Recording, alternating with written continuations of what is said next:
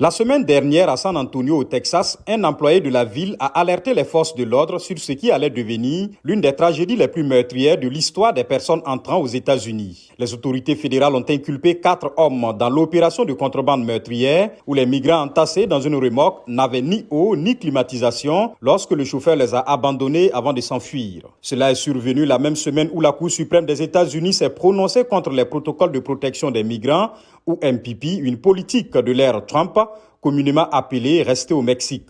L'annulation de cette décision est une victoire pour le président Joe Biden. Elle met fin à une politique qui a forcé des milliers de migrants à rester au Mexique en attendant que les tribunaux américains traitent leurs demandes d'asile. Cela conduit souvent les migrants à prendre des mesures extrêmes pour atteindre le sol américain.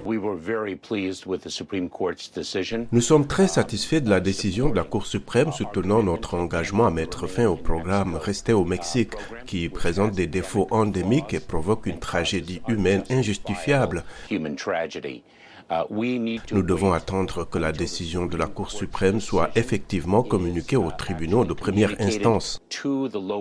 Selon Mayorkas, ce processus pourrait prendre plusieurs semaines. La décision intervient alors que cette année, des centaines de milliers de migrants ont cherché à entrer aux États-Unis par leur frontière sud. Le gouverneur du Texas, Greg Abbott, a fait savoir que les forces de l'ordre de l'État augmenteraient les points de contrôle des camions pour éviter une tragédie comme celle de San Antonio. Il ajoute que l'administration Biden en est responsable. Beaucoup de ces décès pouvaient être évités si Biden finançait entièrement l'opération de patrouille frontalière des États-Unis et mettait en œuvre les politiques dont la patrouille frontalière a besoin pour faire son travail.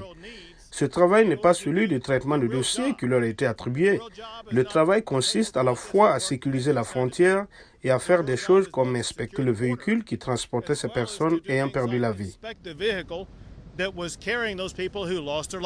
Alors que la politique restée au Mexique va bientôt prendre fin, une autre politique controversée de l'ère Trump reste en vigueur. Il s'agit de la mesure de santé publique prise en réponse à la pandémie de coronavirus qui a empêché de nombreux migrants d'entrer aux États-Unis.